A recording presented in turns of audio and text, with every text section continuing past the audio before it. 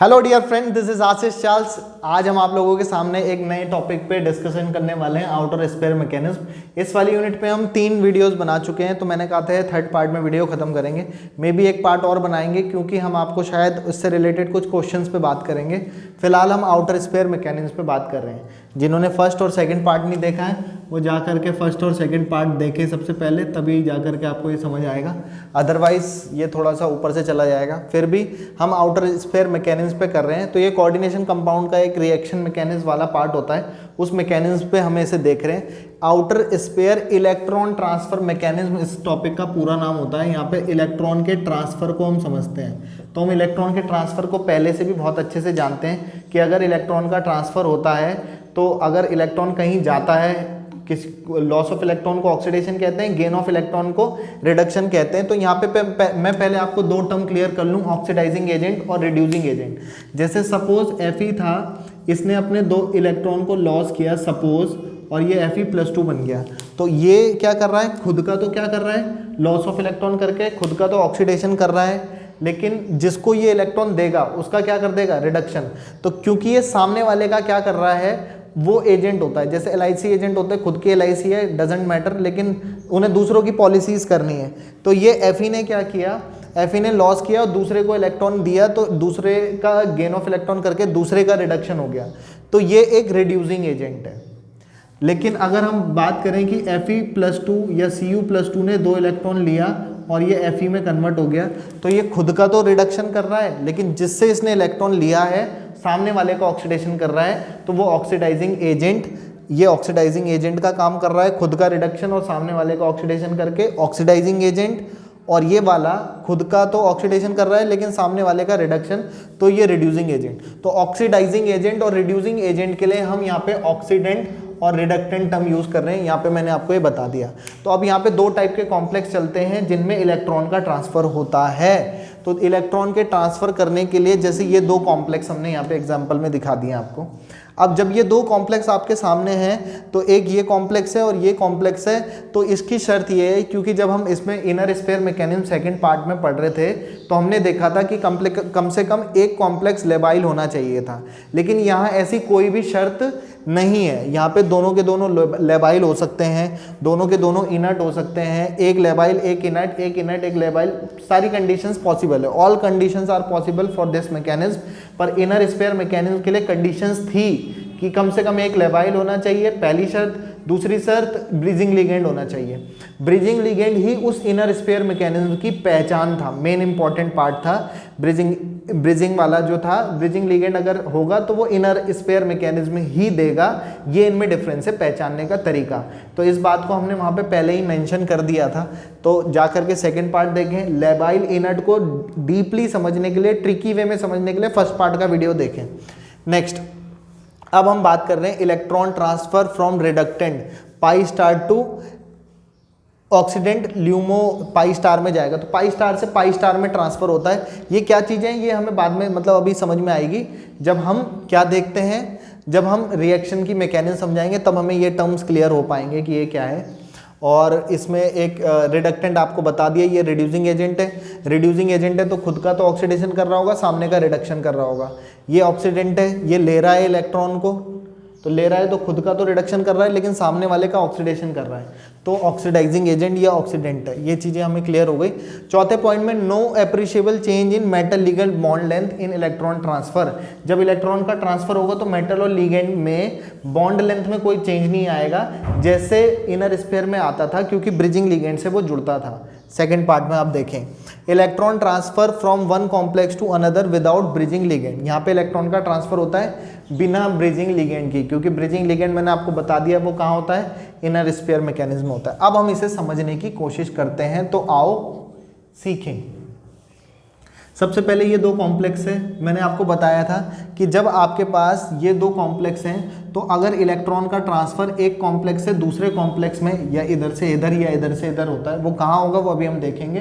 तो अगर एक कॉम्प्लेक्स से दूसरे कॉम्प्लेक्स में इलेक्ट्रॉन का ट्रांसफर होता है तो उसी मैकेनिज्म को आउटर स्फीयर मैकेनिज्म कहते हैं। और अगर 2 अलग अलग कॉम्प्लेक्स हैं लेकिन वो जब एक साथ जुड़ जाते हैं ब्रिजिंग लिगेंड के थ्रू, अंदर ही अंदर इलेक्ट्रॉन का ट्रांसफर होता है, that is called inner sphere mechanism.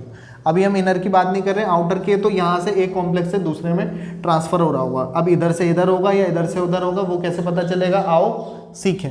तो सबसे पहले x इसका ऑक्सीडेशन नंबर निकालना है, Cn -1 होता है, -1 × 6 -6 is equal to -4, x equal to simply अगर हम देखें सॉल्व करके तो 2 आएगा। आयरन को हम अच्छे से जानते हैं 26 होता है, इलेक्ट्रॉनिक कॉन्फ़िगरेशन भी जानते हैं 4s2 तक, वैलेंस में 4s2 फिर 3d6 20 26 ऐसे भर देते हैं। क्योंकि ऑक्सीडेशन नंबर +2 आया है तो +2 ऑक्सीडेशन स्टेट में 4s0 और 3d6 हो जाएगा।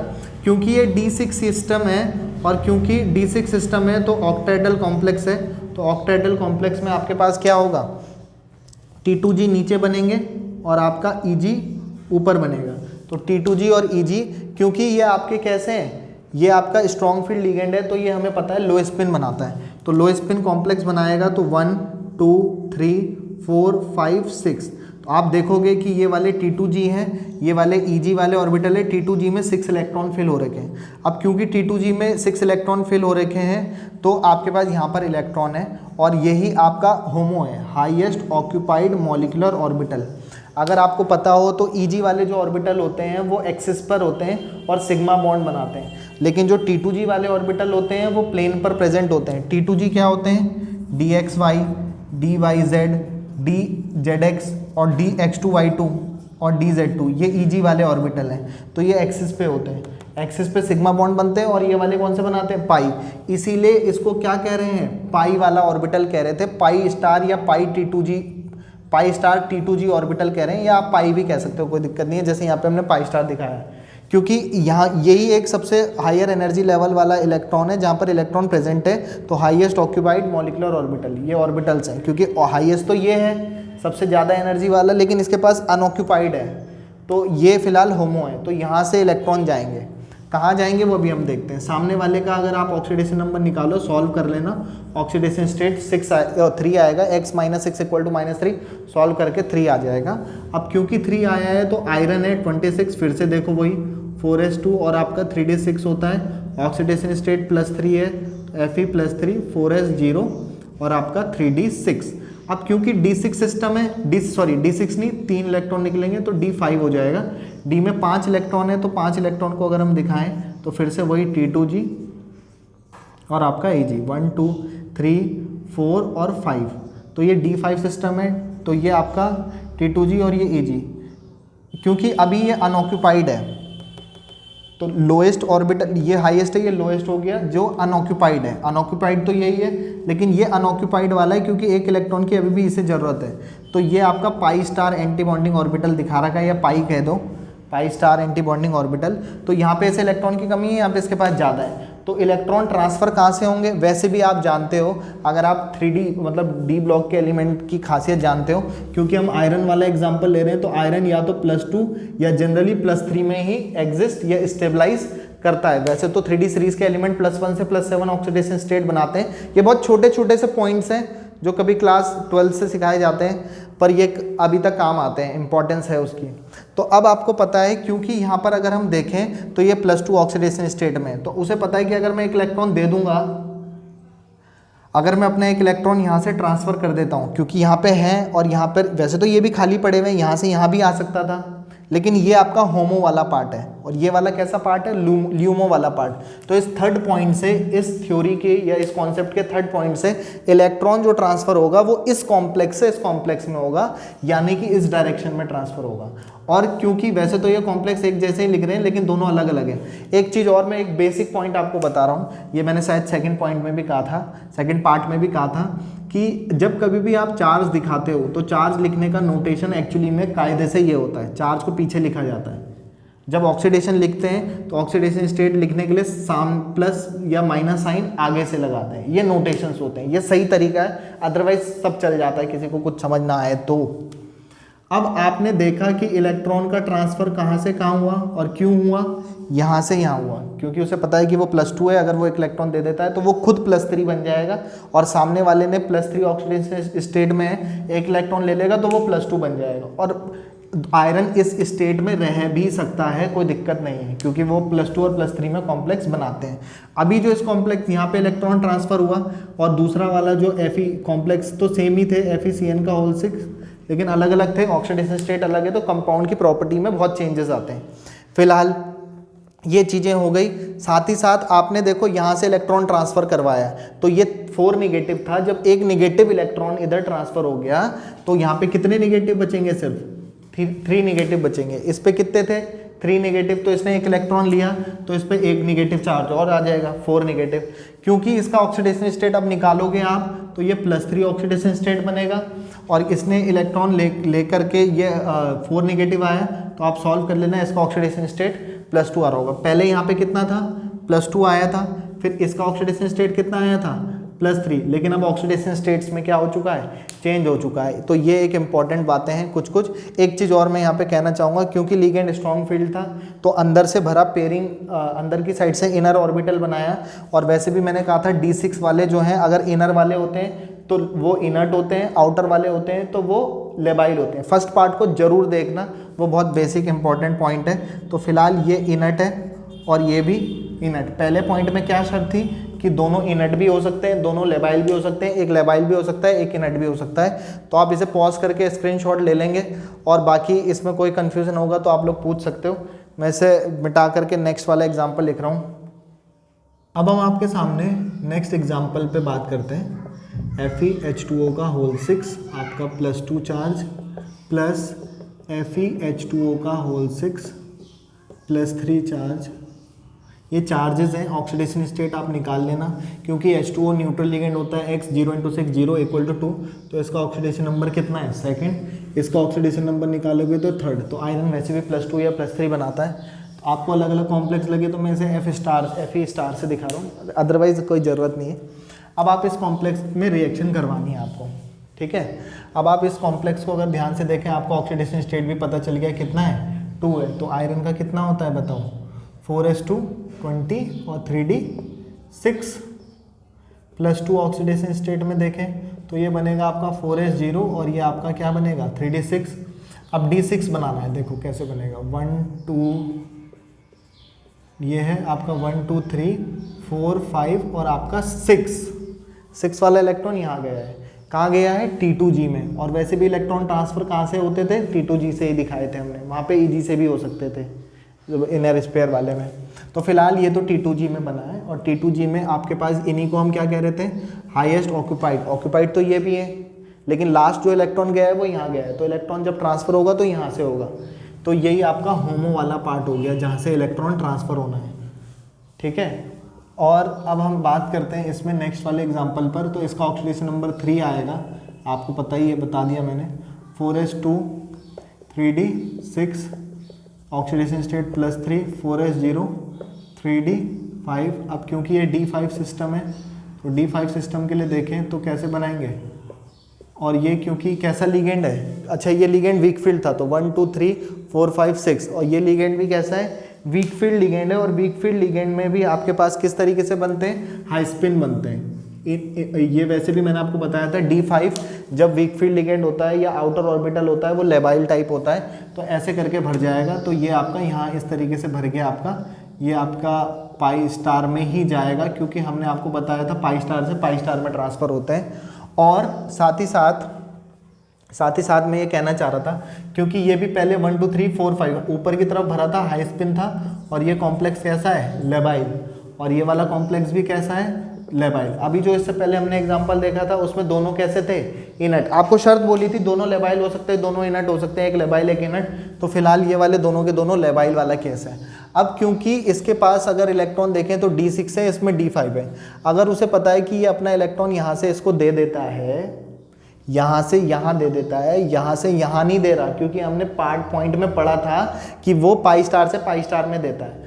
अब क्योंकि π* से π* में देता है तो इलेक्ट्रॉन ट्रांसफ़र होगा, क्योंकि ये +2 है। उसे पता है अगर मैं अपना एक इलेक्ट्रॉन दे दूंगा तो मैं +3 बन जाऊंगा, और उसे पता है कि अगर मैं +3 से एक इलेक्ट्रॉन ले लूँगा तो मैं +2 बन जाऊँगा। दोनों ही में केसेस में आयरन +2 और +3 में एग्जिस्ट कर सकता है। तो इलेक्ट्रॉन का जो ट्रांसफ़र हुआ वो इस कॉम्प्लेक्स से इस कॉम्प्लेक्स में हुआ, यहाँ से यहाँ इलेक्ट्रॉन का ट्रांसफर हुआ, एक स्फीयर से दूसरे स्फीयर में ट्रांसफर हो रहा है आउटर तरीके से, that is called outer sphere mechanism. बाकी अगर आपको इसका एक इंटरमीडिएट फॉर्मेट दिखाना है तो आप कुछ इस तरीके से इसे शो कर सकते हो, वैसे उसकी रिक्वायरमेंट नहीं है, पर मैकेनिज्म करवा रहे हो आप तो आप इसे दिखा सकते हो कि FeH2O का होल 6 +2 और FeH2O का होल 6 +3 पहले ही आपस में कंबाइन होकर के आएंगे, कंबाइन होंगे, एक इंटरमीडिएट टाइप बनाएंगे। फाइनली यहाँ से यहाँ इलेक्ट्रॉन का ट्रांसफ़र होगा और ये आपका एक इंटरमीडिएट टाइप हो गया या ट्रांजिशन स्टेट समझ लो। और फाइनली जब इलेक्ट्रॉन का ट्रांसफ़र हो जाएगा तो पहला वाला जो FeH2O का होल 6 जो था वो +2 ऑक्सीडेशन स्टेट से काय में कन्वर्ट हो जाएगा +3। मैंने कहा है ऑक्सीडेशन स्टेट के लिए और चार्ज के लिए कैसे लिखते हैं, चार्ज बाद में लिखते हैं, वो +3 में कन्वर्ट हो गया। बाकी इसने एक इलेक्ट्रॉन लिया है तो FeH2O का होल 6 +3 जो था वो काय में कन्वर्ट हो जाएगा +2 में। अब कन्फ्यूज़न ना हो तो मैं उसे यहाँ पे मार्क करके तारे लगा के दिखा देता हूँ ताकि आपको अलग सा दिखाई दे। तो होप आपको दूसरा एग्जाम्पल भी क्लियर हुआ होगा कैसे इलेक्ट्रॉन का ट्रांसफ़र हो रहा है आउटर। अब हम एक और एग्जाम्पल पे बात करने वाले हैं आपके पास थर्ड एग्जाम्पल में। एक एग्जाम्पल पे हम और बात कर रहे हैं, विशेष एग्जाम्पल है, इसे भी ध्यान से समझें। COH2O का होल 6 +2 और आपका COH2O का होल 6 +3 ये चार्जेस हैं, ये रिएक्शन करवा रहे हैं। अब मैं आपको इसके बारे में थोड़ा सा समझा देता हूँ। आप ऑक्सीडेशन स्टेट निकालो, X H2O neutral ligand 0 × 6 0, second oxidation state आएगा। इतना अब आपको समझ में आता होगा, इतने एग्जाम्पल पढ़ लिए हमने, इतना तो आप MSc में पहुँच चुके हैं। अब जब आपने ये किया तो इसके बाद आपने इलेक्ट्रॉन का ट्रांसफ़र करवाया, तो मैं यहाँ पे पहले सिस्टम को समझा दूँ। तो आपके पास कोबाल्ट का एटॉमिक नंबर होता है 27, तो 27 होता है तो 4s2 और 3d7 आएगा।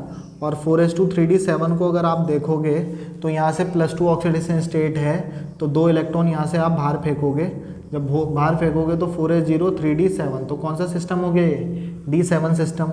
अब क्योंकि D7 सिस्टम की अगर हम बात करें तो D7 system weak field ligand है, तो 1 2 3 4 5 6 और 7 है और D7 बना। और D7 की अगर हम बात करें तो D7 D8 D9 D10,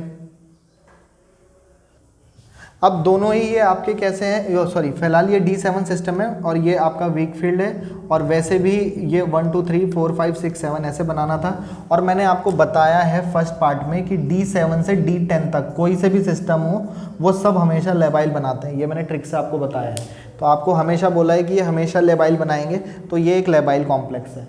अब इलेक्ट्रॉन ट्रांसफ़र कहाँ से होगा, जहाँ पे से हमारे पास इलेक्ट्रॉन है पाई स्टार से होता है इस मैकेनिज्म में, वो देख लेंगे फिलहाल। अब ये कोबाल्ट के अगर हम देखें तो कोबाल्ट का एटॉमिक नंबर 27, ऑक्सीडेशन स्टेट आपके पास थर्ड आया है, तो कोबाल्ट का 4s2 और आपका 3d7 है, तो ऑक्सीडेशन स्टेट देखें +3, तो ये आपका आया 4s0 और ये आ गया आपका 3d6। अब ये D6 सिस्टम आपका बना है, तो अगर हम इलेक्ट्रॉन को फिल करते हैं तो क्योंकि D6 है +3 ऑक्सीडेशन स्टेट में है, +3 ऑक्सीडेशन स्टेट में 3D सीरीज़ के एलिमेंट आयोडीन से लेकर के इस बार से सचिन खेलेगा नहीं फेंकेगा वाली ट्रिक स्पेक्ट्रोकेमिकल सीरीज़ के आधार पर ये लो स्पिन बनाता है। वैसे देखो Fe को भी बनाना चाहिए था, लेकिन Fe एक एक्सेप्शनल टाइप केस होता है और ये हाई स्पिन ही बनाता है।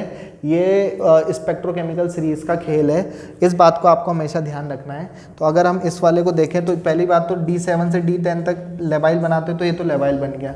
लेकिन ये जो D6 सिस्टम है, तो क्योंकि ये लिगेंड वैसे तो वीक फील्ड है, लेकिन यहाँ पर ऑक्सीडेशन स्टेट ज़्यादा है तो H2O के साथ लो स्पिन बनाता है। ये स्पेक्ट्रोकेमिकल सीरीज रियलिटी का खेल है। तो 1 2 3 4 5 और आपका 6 D6 हो गया। अब ये पूरे भरे हुए, तो ये आपका पाई स्टार और आपका ये क्या बन गया, आपका लूमो बन गया। तो ये आपका लेबाइल कॉम्प्लेक्स है। इनर ऑर्बिटल वाले क्या बनाते हैं, इनट। तो D6 वाला जो है वो आपका क्या बनाएगा, इनट वाला कॉम्प्लेक्स बनाता है। क्या बनाता है, इनट वाला कॉम्प्लेक्स बनाता है।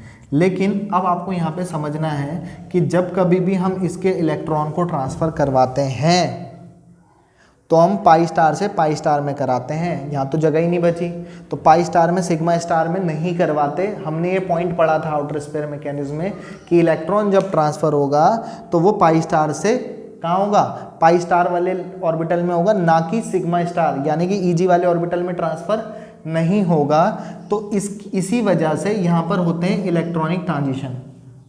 इसमें मैं बता रहा हूँ आपको। तो इलेक्ट्रॉनिक ट्रांजिशन होंगे तो यहाँ का जो इलेक्ट्रॉन था वो ट्रांजिशन होकर के कहाँ जाएगा, 1 2 3 4 5, और ये जो एक इलेक्ट्रॉन था वो ऊपर चला जाएगा। अब यहाँ पर से ये फिर से पाई स्टार लूमो वाला पोर्शन बना है। मैं इसे ल्यूमो नहीं कह सकता क्योंकि अनऑक्यूपाइड नहीं है, क्योंकि ये तो फुल्ली फिल्ड है। लोमो कह सकता हूँ, लोएस्ट ऑक्यूपाइड मॉलिक्यूलर ऑर्बिटल। तो हमें क्योंकि ये अनऑक्यूपाइड नहीं था, या अगर मैं समझाना चाहूँ तो इसे लोएस्ट ऑक्यूपाइड मॉलिक्यूलर ऑर्बिटल है। लेकिन जब आपने इलेक्ट्रॉनिक ट्रांजिशन करा दिया, अब इसमें मैकेनिज्म होगी, यही मैकेनिज्म वाला पार्ट था और यही इंपॉर्टेंट पॉइंट था। तो यही मॉलिक्यूल के ही अंदर और इलेक्ट्रॉन जो इसके अंदर का सिस्टम था वो इस तरीके से अपने आप में मैनेज हुआ। अब इलेक्ट्रॉन जो ट्रांसफ़र हो रहा है वो आप देख पाओगे कि यहाँ से यहाँ ट्रांसफ़र हो रहा है। हो तो इस कॉम्प्लेक्स से इस कॉम्प्लेक्स में रहा है, सिंपली इस कॉम्प्लेक्स से इस कॉम्प्लेक्स में इलेक्ट्रॉन का ट्रांसफ़र हो रहा है। तो इलेक्ट्रॉन का तो खैर ट्रांसफ़र होगा ही, और साथ ही साथ जब इलेक्ट्रॉन का ट्रांसफ़र हुआ तो COH2O का होल 6, जब ये +2 था तो इसने इलेक्ट्रॉन ट्रांसफ़र किया, इसने दिया तो इस पर +3, और इसने इलेक्ट्रॉन लिया तो ये क्या बन जाएगा आपकी बार, COH2O का होल 6, और ये +3 से काई में कन्वर्ट हो जाएगा, इलेक्ट्रॉन लेकर के +2 में कन्वर्ट हो जाएगा। आपको डिफ्रेंशिएट करना है दोनों को कौन से वाले हैं, तो आप यहाँ पे तारे लगा के दिखा सकते हो। तो एक लेबाइल, हमने कौन कौन से एग्जाम्पल पढ़ लिए, जब दोनों लेबाइल थे तब, दोनों इससे पहले वाले इनर्ट थे तब, एक लेबाइल या एक इनर्ट होता है तब क्या होता है। और यहाँ पे ये जो मेन चीज़ थी समझने के लिए वो हमने एक्सप्लेन करी। इससे रिलेटेड क्वेश्चंस पे हम एक और पार्ट बना देंगे। वैसे हम इस पूरी यूनिट का जितना आपके पेपर के रिस्पेक्टिव से या जो बड़े मार्क्स के क्वेश्चन के लिए जो भी इतना पूछा जाता उसके लिए तो ये इनफ है। बाकी ऊपर लेवल के क्वेश्चन के लिए कैसे करेंगे, एक पार्ट इस पर और बना देंगे। और बाकी फ़िलहाल जी लो अपनी ज़िंदगी। Have a good day, goodbye, good night, शुभ रात्रि, शब ब खैर।